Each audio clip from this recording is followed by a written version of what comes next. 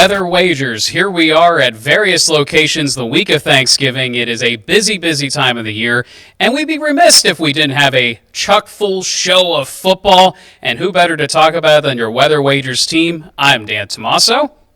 And I am Brett Thacker. Dan is in studio today. He is gearing up to talk about travel weather, and I am in my home studio, and I will tell you that we didn't want to just skip this week. We wanted to get this out on Tuesday as you're driving around picking up those extra groceries, as you're perhaps traveling or maybe napping at an airport lounge. Maybe you can listen to us. You can grab us anywhere, Spotify, Apple, Amazon Music. Of course, you can stream us on YouTube, and we're on ABC 27 Plus. That is your smart TV app, and ABC27.com. But there is a lot of football this week, Dan, and you know, as always, we want to start by recapping last week, and you did it again, you dog. Well, I have to say that it was a nail-biter for many reasons. Some half points made things really, really close. It's almost like the betting world knows what it's doing. Yes. Yeah. So you want to take it one by one here, my friend? We can, and I'll tell you what, we both had a gut feeling on SMU, and I don't know what it is, but you made a comment to me about finishing out seasons, and Louisville is one of those teams that they've stacked some big wins under Jeff Brom, but actually getting over the finish line seems to be difficult. And I'm looking at this going, I think that SMU can take them down at home, and sure enough, they did, and it was by a lot more than 2.5 points. Yeah, SMU looked very, very strong. Jeff Brom, maybe not so much, and perhaps Louisville's play of lately has removed him from some coaching consideration. Well, it's possible. Now, keep in mind, Louisville is his alma mater, and I think it was going to be tough to yank him out of there anyway. But, you know, SMU, the equation is simple. I believe if they beat Cal, and Cal just fired their coach, another Sunday, another coach fired, then they are in the ACC championship game. Yeah, the ACC is a wild, wild place to be. And speaking of which... Well, it's a mess. Well, and we kind of knew that going into things, except perhaps the Big 12 could be even more of a mess at times when you get down below the top two. But all things to get into in a few moments. But we also have to mention Virginia Tech. Obviously, old friend James Franklin kind of meandering in the background. Not sure if he had much to do with game day, but wouldn't surprise me if he let his opinions known. They at least kept it close with Miami, and close enough that I scored the 17.5 points. Yeah, I wouldn't say they kept it close, but I will say you got the cover there, and that was well done. Miami, again, faltering down the stretch. But having said that, I mean, listen, if they keep winning, they theoretically should be in. They are the highest-ranked ACC team, even though, as of now, they are still shut off from the ACC championship game. They have the win against Notre Dame, which, may I say, continues to look better and better, Dan. I agree, especially with how well-positioned Notre Dame is. USC did not help either one of us. Oregon kind of pulling away in the second half. Lincoln Riley's team, put up points, but Oregon put up more. And Dante Moore, we were a little critical of, perhaps the passing game and kind of a methodical offense that Oregon's been. I think they're starting to change the narrative as the season grows longer.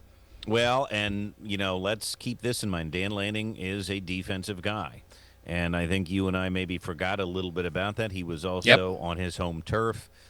Speaking of not finishing things out, I think that USC is better this year under Lincoln Riley than they have been. They've been a little more physical. They have been able to finish out some games, but they're going up against a different league of players here. And, let's be honest. I was sort of, what has Dan Lanning done this year to warrant their positioning? This is his best win, in my opinion, and they look dominant in it. So they're going to be right there and ready to go. When we move over to the NFL side of things, I'll tell you, the Chicago Bears, I would love for you, and let's bring in Shiner here if we can, because this is a good point to stop and talk about the Philadelphia Eagles, because they've got a big game coming up on Black Friday. I do love this week, right? It's one of the best weeks of the year. It is. There's football on all the time. There's special windows. There's, special games being played each and every day of the weekend, starting with Thanksgiving. Come to the Eagles in a minute, but let's talk about the Bears. The Bears are now, 7-3? I think they are 8-3. Same as the Birds. They have the same record as the Birds, and yet the Bears are a pretty weak 7-3. They did dominate this game, though. They got the cover for us. The Eagles had a complete flop. Our Weather Wagers text thread, you two were cheering on these Birds, and I was too, but I'm always Still a little wearing the hat. skeptical. I'm always a little skeptical, and I said, "You boys were saying when the collapse happened." Talk to me. Let's start with Shiner about what happened with the Eagles and how this sets up a pretty pivotal conference Black Friday matchup. Yeah, well, you have the rare Friday 3 o'clock game on Black Friday, so that's kind of cool. Just that it's getting its own showcase and everything. But back to the game. They were firing on all cylinders to start, and it looked awesome. Obviously AJ got into it early, had a great stat line. I think it was 8 catches on 10 targets, 110 and a touch. Devontae had a circus catch. Everything looked like everything was going well. But what we're lacking is the run game. And when you're up 21-0, 21-7 then at one point, you got to be able to run the ball. And I know we're beat up on the line. I don't think Saquon has lost a step or anything, but there's something going on here, and I don't quite know what it is. And I think what all the pundits are saying is it's all on the offensive coordinator.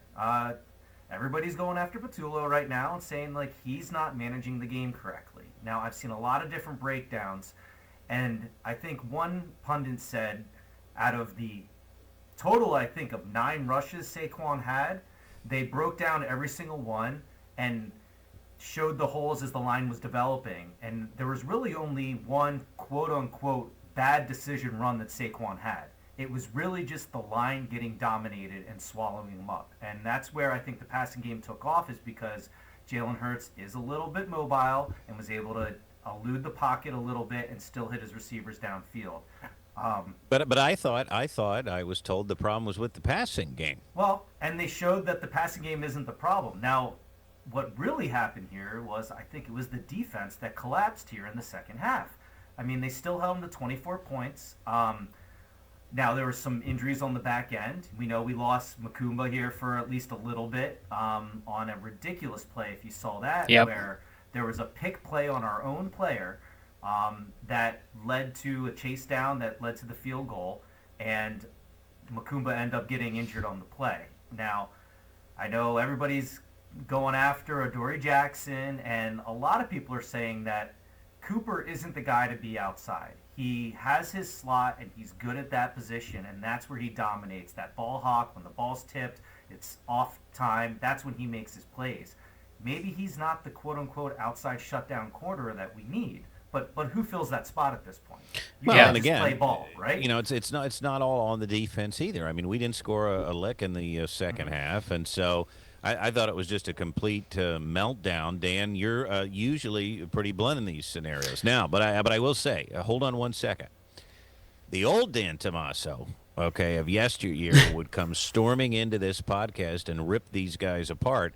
The new Dan preaches patience, preaches we're okay, we're still 7-3, we're a better team than Chicago, we're back at home, we'll use this weekend to get ready. Everybody calm down, we just won a Super Bowl. But, Dan, doesn't this team deserve a little bit of the old Dan Tomaso? Just a little bit? I mean, it was a pretty pathetic second half. A little. I mean, I think the big thing to me is you can't fumble twice in the second half and expect to come out with a victory. Those were 2 pivotal plays. I mean, the one point I will kind of defend Kevin Patullo, it's the execution of the play calls that seems to be running amok. Whether it's too many men on the field or illegal formations, holding on almost seemingly every large running play. And I don't know, maybe perhaps the league is watching our offensive line a little bit closer after last year's dominance, but it just seems like they're a tick off almost every single game other than a few drives. And I think they just need to put together 4 quarters of execution, and they've been hurt on the offensive line. Now they're hurt in the secondary. I wouldn't be surprised if we drop a few more games before the season's out, but I don't know how critical it is. I mean, they have some tiebreakers. They beat the Rams, they beat the Bucks. Those are 2 big ones. Hopefully they beat the Bears here on Friday, and that's another huge tiebreaker. They beat the Lions, so they're in good shape. But I do think they deserve some criticism, and I think. Go ahead. No. Go ahead. Finish your thought. I was going to say that I think I was skeptical of the Kevin Patullo hire since the start, but I think they used the momentum from the Super Bowl to get one of their longtime guys into a stronger position. But if you remember, too, there were struggles even under the Kellen Moore offense until we got deeper into the season, and in the playoffs it all kind of clicked. And I don't know. Are they playing a little possum right now? I don't know if they're playing possum or maybe it's just not fully clicking. I'm not actually concerned, and I also, I guess I'm in the minority here. I'm not panicking about Kevin Petula, but I do want to talk about the Chicago Bears because on the surface, you look at both teams, and as I said, I think the Bears, if you look at their schedule, they're a pretty weak 7-3. The Eagles are a pretty strong 7-3. Yeah, Dan tough just laid schedule. out that case, and that's going to help us. But this still feels like a pretty pivotal game. We're closing in on the end of the season. Seeding matters. This is an NFC game. You look at both squads. You think, okay, well, the Eagles still have probably better talent. They're at home. This is a game they should win. But, again, this is the National Football League. The talent is not that far off. This also feels like a game where it's a short week now after an embarrassing loss. Can they get up for it? Just thoughts on, in theory, the Eagles should probably win this game pretty easily, but I have my concerns. Dan, let's start with you and then go to Shiner. Yeah, my concerns are, can we put all the noise out? And the team seems to be relatively good at that. A.J. Brown seems happier, at least this week. The running game, I think, is tough to fix. Is Juergens going to be the center moving forward? Do they sub in Toth because Toth actually moved the line a little bit better? Maybe he's healthier. Is that part of the problem? Is Lane Johnson being out a major concern until he's back? But I think this is a get-right game. The Bears seem to just squeak by week. It seems like something goes in their favor toward the end of the game. It's a one-possession game. They get a drive to win it. Let's bury them. Let's bury a team, and I think that'll shut up a lot of the critics. Shiner. Yeah, I definitely agree. And I'm pulling up the Bears' schedule here. I believe their 3 losses are all to at least 2 of the teams we beat in the Detroit Lions and the Minnesota Vikings. And I believe the Lions put up 52 on them. Well, so we held the Lions to 9 points. If you have the schedule, they'll read off the wins because I'm not that impressed, and that's my point. So they opened the season 0-2, losses to the Vikings and the Lions. Then they beat a Cowboys team handedly, albeit at home. They beat the Raiders, the Commanders, the Saints, lost to the Ravens. They beat the Bengals, the Giants, the Vikings again, and then a win over the Steelers in a close one. So, yeah, if we were doing the college football ranking system right here, we're talking about that fringe team that, only wins the Franklin-type games and not the big ones. So are they pretenders and not contenders? I only give them credit. You got to give them credit for the Cowboys. Now, we beat the Cowboys, too. Yep. But the Cowboys are also clicking right now, too. They're finding themselves. But I just think this is going to be a fun game. And, boy, if we can find a way to kind of take this one, then we're really in pretty good shape, and everybody can kind of calm down a little bit. Let's get back to the boards and talk about the other NFL games, Dan, because the Chiefs did not cover, but they did beat the Colts, and now all of a sudden... That's at half point. All of a sudden, the Chiefs are putting together a win streak. You're not counting them out, I hope. No, I would never count them out. I still think as much flack. By the way, it seems like Patrick Mahomes and Jalen Hurts get some of the most flack in the NFL, and yet all they do is win. That's all I'm going to say. And that's all that needs to be said. I got you with this one, though. The Rams destroy the Bucs. Ooh. I was as surprised as you. I thought they could win by a touchdown, maybe 2 on the right day, but they really laid into what we feel, and we've talked about this. The Bucs are a pretty talented team. It seems like they're in collapse mode, though, right now. That was a terrible performance, and Baker Mayfield has a shoulder injury, may be serious, may not be serious, hard to say. But Teddy Bridgewater looked like he didn't belong on an NFL field anymore. Well, it was pretty sad. What wasn't sad, Penn State. We had the right beat on this game, and so did Vegas, destroying Nebraska.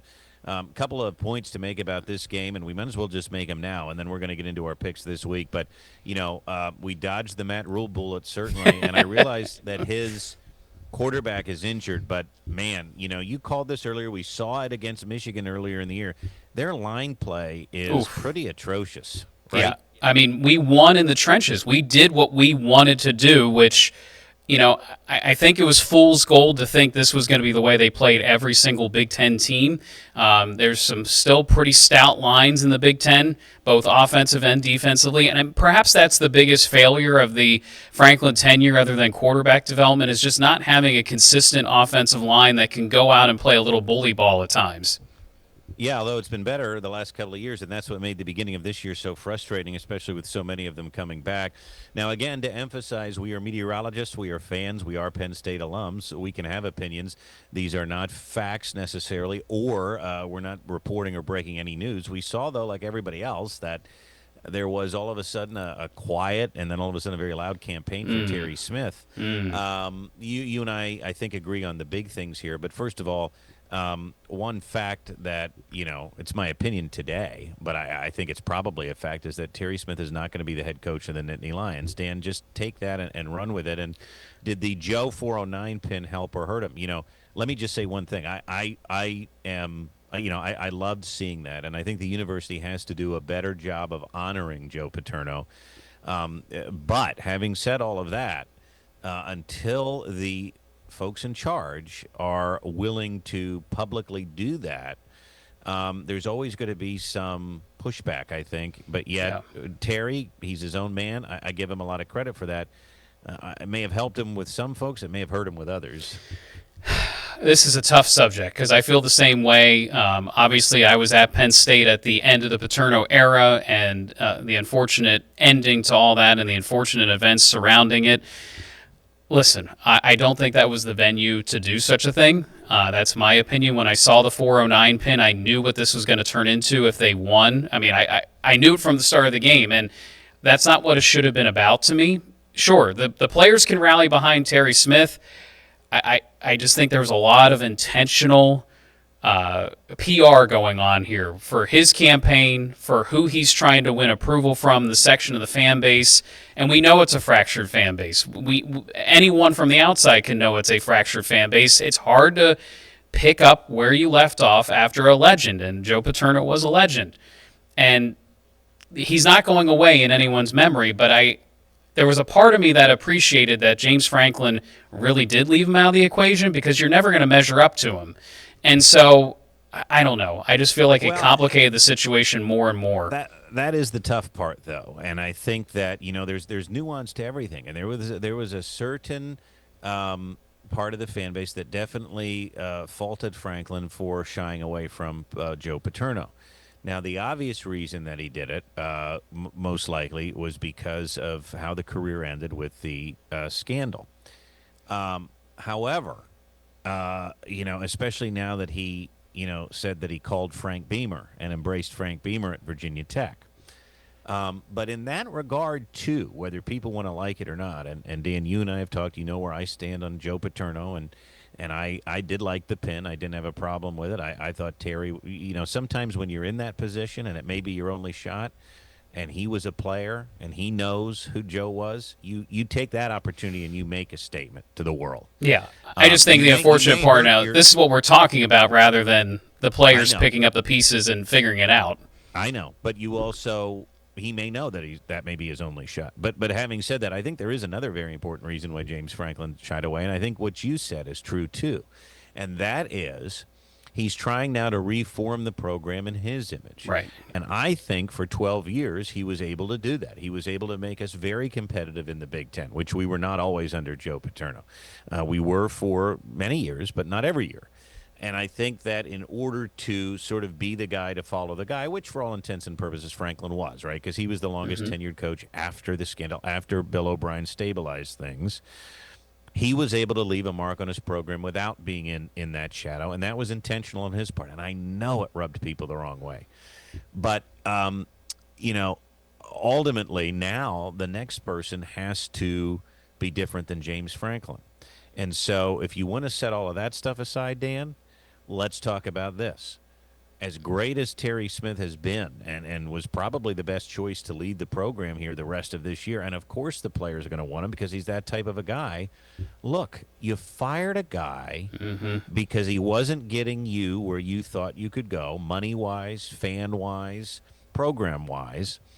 To hire somebody from his staff seems misguided. Also, may I remind you of a couple of things, and I'm not talking to you, but, Terry Smith is not 5-0.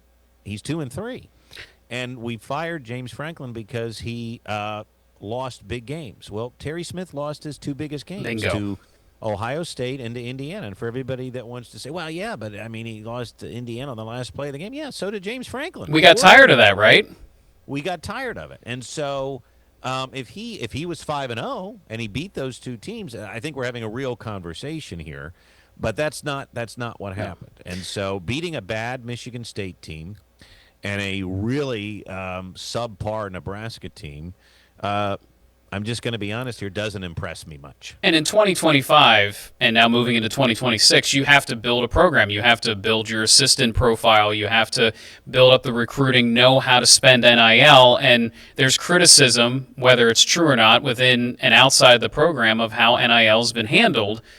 Do you really want an assistant that was a part of that to be in charge of it? I think you gotta almost clear house. And you got to have a fresh start. And again, scandal aside, right? Penn State would have needed a fresh start after Joe Paterno anyway. Right. For many reasons. We were entering a different era.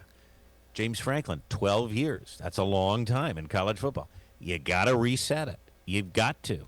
And Penn State is not at a total reset. James Franklin was able to do a lot of the things that we didn't under Joe Paterno, which was modernize the program, be very competitive in the Big Ten, recruit a little more nationally, do a lot of the things that we needed to do money-wise. And people got sick of him asking for money. Well, folks, do you want to win or not? Right. And if you look at the other big programs that are winning, they're spending like crazy and spending more than Penn State. Correct. So, my theory is, or my position is, I think Terry Smith has done a great job of stabilizing this. And I think it was important. If he can get them to a bowl game, I'll be very impressed, because there was a time where I didn't think we'd win another game. And so the fact that they've been able to come back and win 2 games, I have hope we can win in Piscataway. I think it's great. But I don't see it being a long-term solution. And we just continue to wait. I don't know when that coach is going to be named. But also, I do want to say this, too. Just because Penn State has not named a head coach yet, and just because there was a groundswell here after a home victory, that doesn't mean that the search is off the rails. That doesn't mean Pat Kraft doesn't know what he's doing. These things do take time. If you remember when James Franklin was hired, it took several weeks. This is not, and a lot of it depends on what happens with other dominoes, which we simply do not know yet. Lane Kiffin's got the whole process gummed up here. Right. So we just have to be patient, and we can't judge this hire until the press conference. Well, and I think, unfortunately for Terry Smith, depending on how Kraft feels about the performance of him on the field and some of the politics going into it, he may have worked himself out of an assistant job here in the future too, which I don't think can be discounted. So, fans, don't be surprised if he's in Blacksburg with James Franklin, and I think it's going to divide a lot of people. I think so. But again, I will say this too, winning cures all. Yep. So you've got to hire a guy that can win and support him financially to be able to do that, whoever that may be. Once again, if we go back, my best bets were a complete flop. I don't know what I need to be doing. Wyoming, flub. Kentucky didn't show up. Mark Stoops again letting me down. And the Ravens. You talk about a half point there. Uh-huh. Yeah, the Ravens continue to win. They're above 500, but they didn't help you here. Kentucky, they're kind of a bottom feeder of the SEC. They were playing better, but is it time to cut the cord there too? I mean, you're the one telling me that things got untenable with James Franklin and people were tired of the message. I can't imagine Kentucky fans are happy. I don't think that they are, and I think, for a while, Kentucky, probably one of the better jobs in the country. You go there, you win 8 or 9 games, they love you. You're not expected to compete beyond that. Mark Stoops raised the bar there, but again, he flirted with Texas A&M last year. I think some people were upset about that. He comes in and he destroys Florida, who, it's not a great Florida team. Now, he's beaten great Florida teams. He's destroyed Florida. It really brought a new chapter to that rivalry. But then you go and you lay an egg against Vanderbilt, who I realize they're a really good football team. But, Mark, I just question. He's up and down. You talk about not inspiring the team every week. It's weird. Well, and I think, unfortunately for Kentucky, do you want another SEC job open in this cycle? I think they're kind of stuck. Yeah, you didn't do much better on your Dandies, 1 for 2. No, the Green Wave rolled and helped me. So there's John Sumrall again. He seems positioned for one of the SEC jobs, probably Auburn. It seems like that's where the tea leaves are going. Georgia Tech and Brent Key, forget them. I mean, my goodness. I believed in their toughness. Their defense is abysmal, absolutely abysmal. And hats off to Pat Narduzzi, which does Pat Narduzzi start getting looks for other jobs? I mean, they're having a phenomenal season. I don't think so. Not a fan. And then the Eagles, we've talked about their follies. I mean, what more do you want me to say? He did warn us, though. He did warn us. Care about Notre Dame. They just needed to win the last two, and now they have a chance.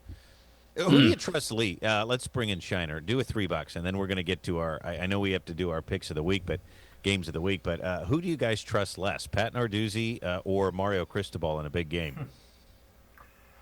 Wow. Sophie's can I choice, take isn't it? C, none of the above.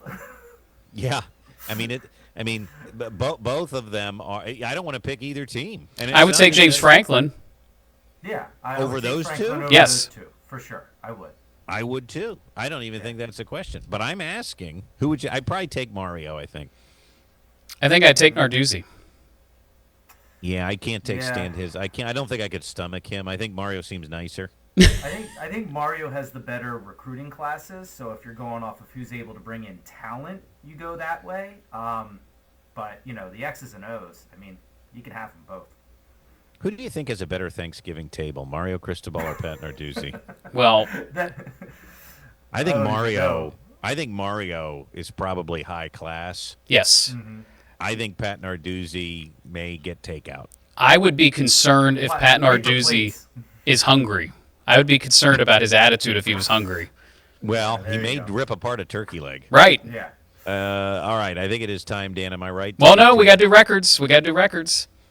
Oh, we got to do records. Yeah, I wanted to skip this. But, again, technically, I'm not that far behind you. But once again, I just have to give Dan a shout out here. When you pick games against the spread, it is very difficult to be. You want to aim to be above 500, because then you're playing winning. You're earning some money if you were actually laying. Boy, I wish this was worth something. I know. Well, it may be worth a steak dinner. That's right. 68 and 64 at this point in the season is phenomenal. I mean, I'm 62 and 70. It really does seem like a bad record, but I'm not that far behind you, and we still have a lot of football left. So kudos to you. You talk about Pat Narduzzi ripping something apart. You're going to be close.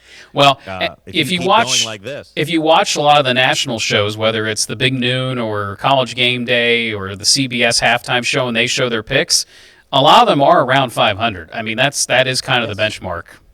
Exactly. So, all right, now it's time for Games of the Week. Games of the Week. All right, Brett, we're going to start things off here. First game of the week, we'll pull up the 2-box here, Texas A&M and Texas. What could go wrong right here on ABC Friday night? Texas A&M, a very slim favorite, 2.5 points. Yeah, and they have to go to Austin. Let's not forget about this. This is a fun game. Shiner mentioned the Bears game on Friday, Eagles. That is sort of a standalone window, but that's mixed in with a ton of great football games. The Egg Bowl and the Lane Kiffin decision at noon. You've got Georgia Tech at 3:30. And again, I know we're writing off Georgia Tech. Be careful. Anything can happen in these rivalry games. And then you got the big one at night. Texas A&M has to go to Texas. Can Mike Elko complete the perfect season? Well, and can Texas cause total chaos? I mean, the SEC gets really, really chaotic if somehow they squeak by. Texas A&M, is it a must-win, do you think? No, I don't think it's a must-win. I don't think so either. And I do think, though, it would really throw a wrench in things if Texas can win. Now, can Texas win? It wouldn't shock me, but I also think we've seen them play against the better teams on their schedule, and they kind of have told us who they are. Well, and Texas A&M has had different ways to win. They've been dominant. They've been behind. They've come back and won. So I think it's a very interesting game. I'm very curious to see if Arch Manning's up to the task, because if they lose again and they lose convincingly, I think Sark's going to be under a lot of pressure. Yeah, and I do think something is off there, and I'm not sure what it is, but similar to Franklin, now Sark's been able to at least get control of his team to be in this game. I think when he plays top 10 teams, he's 2-8 against the spread. It's sort of a similar idea to what we've been dealing with under Franklin all these years. This would be a big win, though, and so it's worth keeping an eye on. Now, the game that we were just talking about, Miami has to go to Pittsburgh. That concerns me a bit. However, I've just never picked Pittsburgh in a big situation. They burned me too many times. I don't trust them. I don't trust Pat Narduzzi.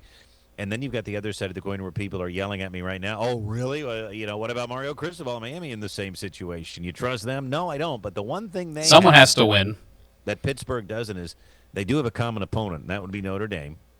And Miami was the only team that was able to shut down Jeremiah Love. Very interesting take, my friend. And Pittsburgh is a physical football team, so we'll wait and see how that shakes out. And then the Iron Bowl, which what is going to happen here? If Auburn somehow pulls this out, they're only 5.5 points down in the spread. If they somehow pull this out, I think total anarchy is going to rule in the SEC. Well, hold on. Let's talk about that. That spread, and you set the lines this week. Our friends at BetMGM, you put them in yesterday. I updated them this morning. This is one that did not change. I was flying through these, thinking about it, but what I really didn't think about was, Auburn, not a good football team this year.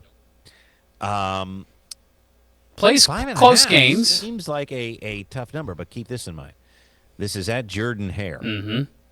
And we know that there's been a prayer at Jordan-Hare. Mm-hmm. There's been a miracle at Jordan-Hare. But Gus Malzahn is not on the other side. No. Neither is Hugh Freeze. It's DJ Durkin. And, I do wonder if they have enough in the tank to do this, or if Bama's going to be hungry to wipe away the Oklahoma loss. But that is a very tight spread. I think you raise a good point. If they lose, I'm pretty sure that they will put him on a bus to Happy Valley themselves. I think that's very true. So for Penn State fans wondering where the search could go, the search could change in just a couple of days and change quickly. And that's why for all of the charlatans out there that say, Penn State botched this or they don't know what they're doing, I think they know what they're doing, but there's so many moving parts, especially in a year where what's Lane Kiffin going to do? Yep. What does Florida do? What does Auburn do? I mean, we don't know any of this. And we don't know if a coach like Kalen DeBoer may feel unwelcome if they lose, and they may want a fresh start, and Penn State's going to throw a lot of money at this next coach, I'm reading. So, again, there's pieces of this puzzle that have to fall into place yet. Let's go to the NFL, which at least for now, a little more stable in the coaching realm than college football. Well, don't ask Chip Kelly. We've got Thursday and Friday. Yeah, well, but I believe the Raiders are, 2-8, yes. 2-9? It's warranted. The chip ship sunk, so it is warranted. But we've got a couple of good Thanksgiving Day games. I am really excited for this lineup. Yes. The Packers are taking on the Lions, and this is an NFC North battle. The Lions rounding into form, but I don't think you can ever quite count out the Pack. No, and especially on Thanksgiving. This is a rivalry game that, these two teams generally play on Thanksgiving if they're not playing each other. The Lions had a rough look this weekend. They were struggling with the Giants. But this is at home on Thanksgiving. I think the Lions are still trying to say, we're here. We're legitimate. The Packers have their moments where they don't look good. Yeah, and they're one of those teams. I can't figure them out, but I am going to go with them this week. Hint, hint. So they better do well. I'm feeling the love, Dan. Ooh, Jordan Love. Chiefs take on a surging Cowboys team. Let me spit it out.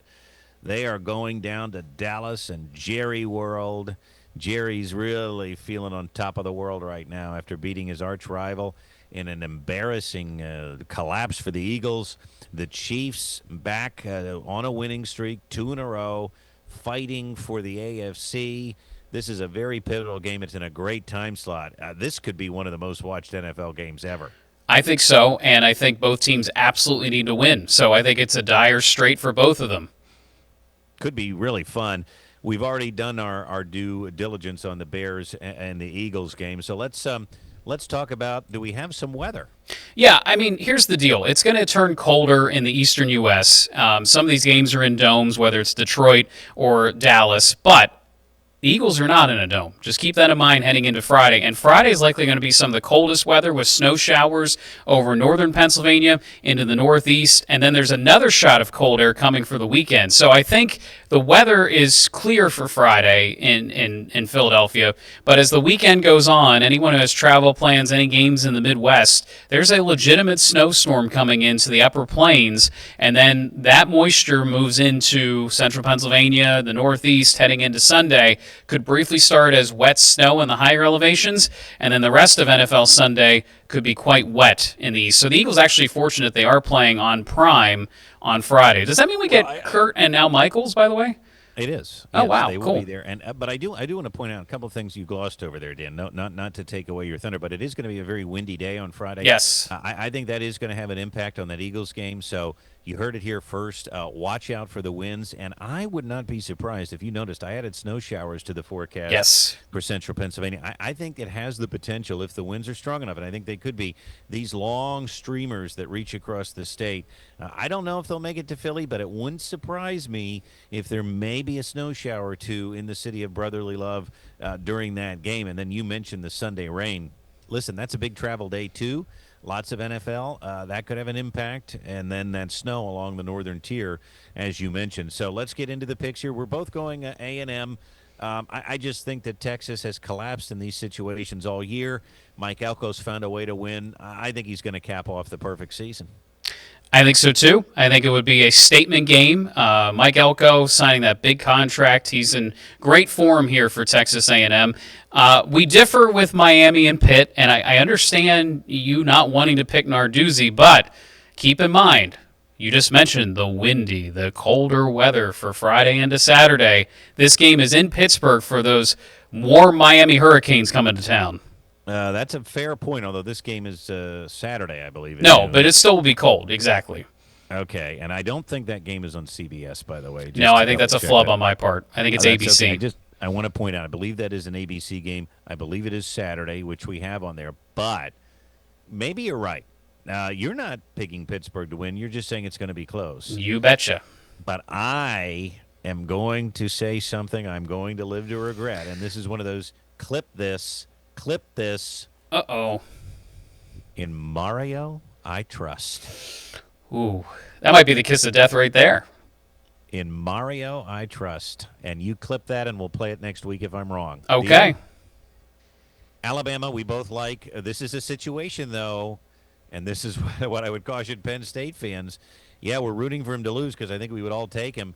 But if he loses this game, this is the type of game he's been losing in Alabama. Head scratchers. And that's why, as much as the name is exciting, do you really want someone coming off losing? No, but I think I would rather him than at least he's a name, and at least he's proven himself. He got to the national championship with Washington. But I think it is a fair assessment. Now, we move to the NFL. We're going to differ on this one, too. I told you I'm feeling the love. I like the Packers here. Interesting.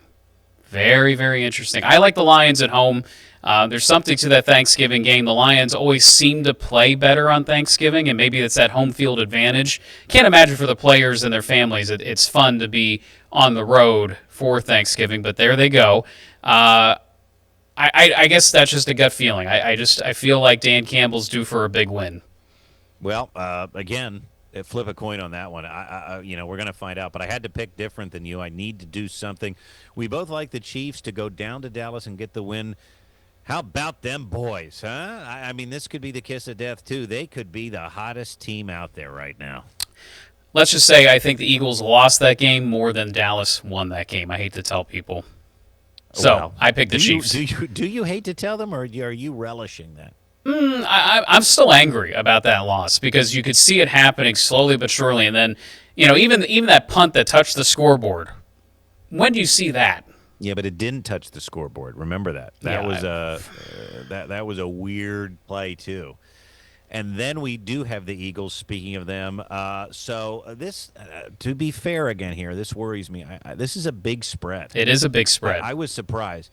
But this is where, if you look at power rankings, I think the Eagles at home, we talked about the weather.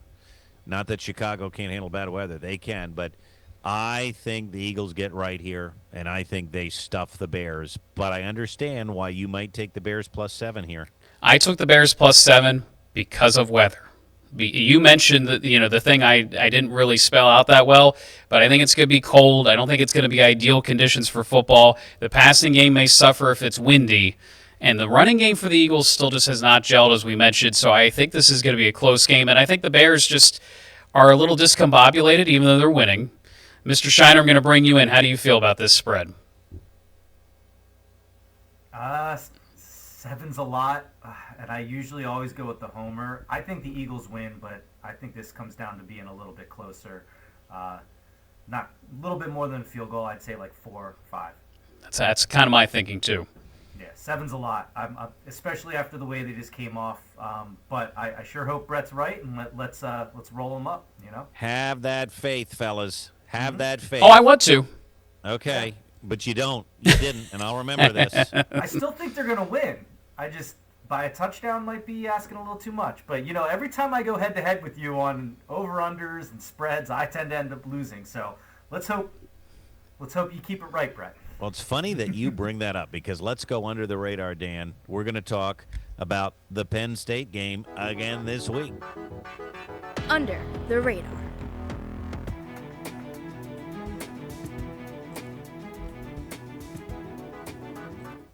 What do you got? All right. 3:30. This is the game of games. This is for bowl eligibility. What else could you want to play for this time of the year? To be 6-6. One team has to win, one team has to lose. Look at this spread, 11.5 points for Penn State. I didn't believe the spread last week, 9.5. And I'm gonna fire our graphics person because Penn State is going to Piscataway. Oh, I flipped it. I'm sorry. I realize that who wants to go to Piscataway? I get the sentiment, but they are in New Jersey. This is Saturday afternoon, cloudy, cold. Okay, they're an 11.5 point favorite, which that's not the issue I want to take here. I want to look at that over/under. Okay, 56.5. Now this is where we talked to Shiner about these over/unders. I like the spread. I think the spread is about right on, and I think Penn State will be hungry to prove themselves again. I think we're probably about 10 or 11 points better than Rutgers, right? Certainly we were, 20 points better or 27 points better than Nebraska. But this looks like we just lost Brett there. It's in New Jersey. Penn State is one of those teams. Can you hear me? Am I there? Yep, you're better now. Yep. Yeah. Penn State is one of those teams that seems to be getting a little bit better defensively. Mm-hmm. I mean, what is Rutgers going to be able to do here? If it's 37-10, if it's a similar score, I'm taking the under all day here. Am I wrong? Well, let me ask you this simple question. Who's better, Rutgers or Nebraska? Nebraska. So that should show you that this line stands. I'm a little concerned Rutgers is better than Nebraska. I'm not. I think, if anything, I think they're about the same. But I don't see how either team on a cold, gray November day in Piscataway, I think that's way too high. Now, again, maybe I'm wrong. Maybe it'll end up being like 42-20. But I'm taking the under, and I'm taking it. I'm not even questioning. I got a hand signal from Shiner, so I want to bring him in. What are you taking? All right. Well, Rutgers just lost to Ohio State 42-9. They got drubbed. That wouldn't have covered. That's my point. Yep. Yeah, Brett, I'm with you. Hammer the under all day long. Penn State might win 50-0, but I don't think they get to that number.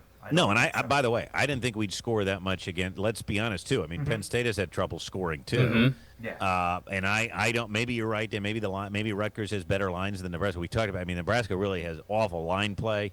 So, if you want to get to 50 points, Penn State may have to score 40 of them. I don't know that Penn State can score 40 points. Yeah. I don't get where that line. I don't get where that over/under. It seems high. Well, I know where it's coming from because if you look at Rutgers games, I think the least amount of points they've given up all year was 27 to Purdue. Okay, they're in the high 30s to low 30s. They gave up 56 to Oregon, 42 to Ohio State. It's possible, but I don't know. Here's a trivia question for you boys. Who's the offensive coordinator for Rutgers? Oh, jeez. Who cares? You might care. It's an old friend. Kirk Soraka. Oh, there you go. You always liked the Kirk Soraka year, didn't you? Oh, those QB draws will live in infamy. Yeah. Well, that tells me all I need to know. I'm hammering that under. There you go. All right, time to get into my best bets. Time now for Brett's Best. Now, I think it's time to put up some points with the favorites here. Okay? Okay? But you might want to just start fading me because I have really, my best bets have been my worst. But Iowa takes on Nebraska. This is a game on CBS noon, I believe. It's Iowa -6. They have to go to Nebraska. What, if anything, did you see out of that Nebraska team that inspired you? I can't name one thing. I think they're cooked. Well, and to be fair, TJ Lateef is young. I guess you could say Ethan Grunkemeier's young too, but they're not the same prospect. Well, no, and one actually had his best game, and one looked pedestrian. So I'm going to take Iowa. Kirk Ferentz with another pretty good season. Their offense has been fine. We certainly saw them beat us again in another 1-point affair in Kinnick. But I do like them to go into Nebraska because, Dan, you talk about the lines. They're going to push them around. Yes. Sorry, I know Nebraska's at home here. I like Iowa to cover. Temple at North Texas, the Mean Green, and they are a good team. Yes, they are. Temple, not a great team this year. I think North Texas wins big. I'm going to lay those points. And I would ordinarily look at a 32.5-point spread, and I would pick the underdog. That's a lot of points, especially when the team that is favored has to travel. Uh-huh. But Stanford, and I know they just won the big game against Cal, but did you see what Notre Dame did to Syracuse? I believe it was 70-7. At one point, you could live bet that game, and I know because I looked, 69.5 for Notre Dame. Glad I didn't do it because I knew better. There's always a garbage time touchdown, but I think I lay those points, and I think I'm pretty comfortable doing that because I think Notre Dame, if Miami gets close enough to them, they know they have to impress this committee. I think that's what they did against Syracuse. If Fran Brown's phone was ringing, it's no longer. And I think Notre Dame is going to want to make a similar statement. Does that make sense? It makes total sense, and I kind of saw where this was going when I saw the line pop up. Yeah. Well, it just, to me, I'm just scrolling through going, ooh, favorite that can win, and it just ended up being that way. I like them. What do you got this week on your one other thing. card? If you are a Notre Dame fan, you're going to be up late Saturday.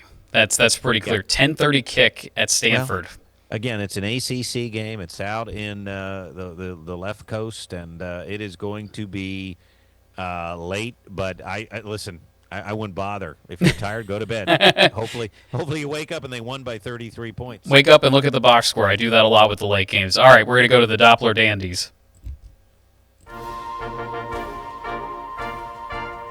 It's Doppler Dandies. All right, and this week, I hope I do a little bit better than last week's Doppler Dandies. You may say, is this finally the year? Is there one for the thumb for Michigan? Can they do it 5 times in a row? I think Ohio State is a different animal this year. But, man, 10 points against a rival, a pretty good rival this year. I mean, Michigan's pretty darn good. They're physical. I'm not sure how many points they can put up per game, but that line surprised me on big noon kickoff with our good friends Gus Johnson and Joel Klatt. Well, I'm not surprised. I think that they were favored, I think, by 20.5 last year. They choked it away. I don't know. This is a game that Ryan Day has let get away from him. I think they're a different animal too. I also think Michigan is a pretty soft 9-2. They lost to the better teams on their schedule. I don't see how you can't lay those points with Ohio State, but I would have laid him the last 4 years. And it's in the big house. Don't forget. I know. But again, I'm with you, but I also just think we got to we got to keep Michigan in mind that they could, in theory, do this again, although I couldn't pick them. I just couldn't do it. We go from Notre Dame, Stanford on the left coast to the right coast, and that is the Virginia Tech at Virginia. We go from west to east. Why this game, Dan? Well, because Virginia has a chance to have one of their best seasons in program history, and all that's standing in between them is a rival in Virginia Tech. If Virginia wins, they're in the ACC championship game. If Virginia loses, I believe a little more chaos ensues in the ACC. So just from a playoff seeding standpoint and who's actually going to come out of the ACC, I think it's very interesting. And again, this is a game with a large spread for a rivalry game that may be closer than people think. Well, they used to spin when I was in college, and the college football final was hosted by Reese Davis, Lou Holtz, and Mark May. When America was at its finest, we watched them spin the ACC Wheel of Destiny, and I feel like that needs to be brought back because every week another ACC team loses that controls its own destiny, and then they choke it away. And so I was lucky enough to take a tour of the ESPN studios, and you would not believe it, but we got to go in a lot of storage rooms. We got to see in the belly of the beast up in Bristol. We found the ACC Wheel of Destiny, and part of me wanted to steal it. I wish I had, because then we could have spun it. Oh, that would have been a great prop. Yes. It really was, yeah. Now, granted, we would need a few more slots on that wheel, including Stanford and Cal. Yeah. But, Dan, I'm curious where you're leaning in this one. I know you'll tell us in Final Picks. Finally, another rivalry game. Both of us ignoring the Egg Bowl. That's got enough publicity on its own.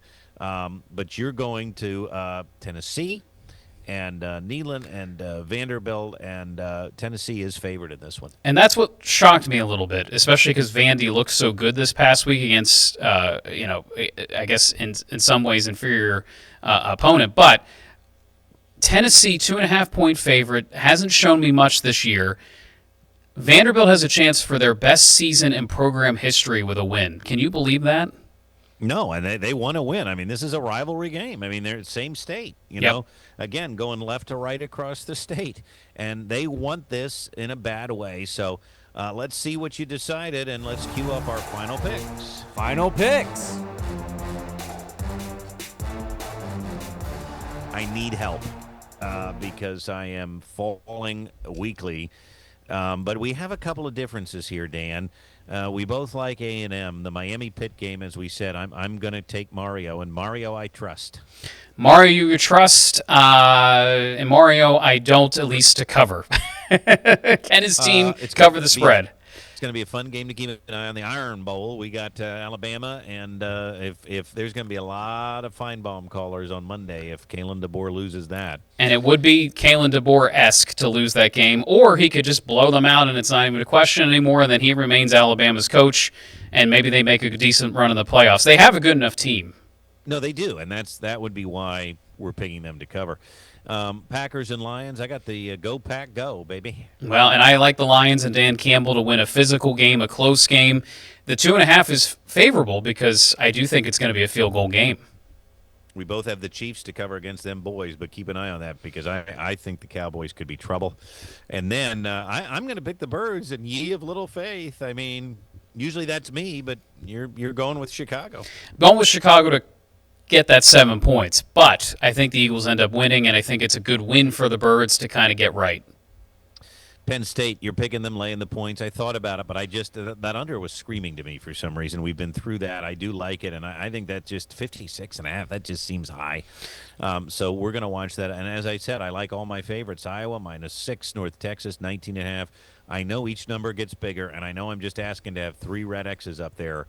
But, man, I think Notre Dame wants to make a statement, and Stanford is bad enough that they should be able to do it. So you're picking the Wolverines. As much as it pains me to do so, I could see Michigan winning this game just because that's been the way it's been for Ryan Day. It's almost like the Michigan game is almost like our Ohio State game as Penn State fans. It just seems like mental block. Yeah, mental block, overthinking it. You have 2 of the best wide receivers, which, by the way, they've had injury issues, so that could also be something to keep an eye on. I just think Michigan can at least cover the point spread. Virginia, it could be a fairy tale season for them. They've been through a lot. Obviously, they had a very serious situation with players getting shot. So that's a very interesting game to me, but I think they cover. And Tennessee at home is very tantalizing. Very, very tantalizing, and it could really upset the apple cart for Vanderbilt's season. That's an interesting one, and that's a stay-away game from me. I wouldn't play it, but they are at home, and they would love to do nothing more than to topple the Commodores. It's been fun. Gentlemen, give me your favorite Thanksgiving dessert. Ooh, dessert. Shiner. I mean, I am an anti pumpkin pie guy, so I'm going apple pie all the way with a little a la mode on top. I'm actually with you with the apple pie. I enjoy that more than pumpkin pie, and my issue is I usually load up on too much turkey, mashed potatoes, and stuffing. That dessert for me just doesn't sit well on Thursday. It's more of a Friday thing for me. And dessert on Thanksgiving is not the main show. I mean, that is, a lot of times dessert takes over the meal, but I do love a good pumpkin pie. I love my mom's pumpkin custard, really, is what she makes, and a dollop of whipped cream on that, and I am a happy man. So that is going to do it for us. You can always email us, weatherwagers@gmail.com. We want to hear from you. You can contact us, find us on social media, and again, stream us on YouTube and wherever you get your podcasts. Mr. Shiner, thanks for being with us today, as always, and kind of for running the show. Dan actually ran this show because of where we all are. But, Dan, Shiner, we hope you all have a happy Thanksgiving. Same. Right back to you, my friend. And all of our listeners out there, whether you're listening on Tuesday, Wednesday, or Thanksgiving itself, hope you have a great, safe, happy holiday. And just wait. It's only going to get crazier. December, I think, is going to be a crazy month, both for the NFL and for college football. So we'll be here breaking it all down for you. Brett, why don't you say goodbye? We will, of course, by that point, maybe have some coaching news. Happy Thanksgiving, everybody, and enjoy your football feast.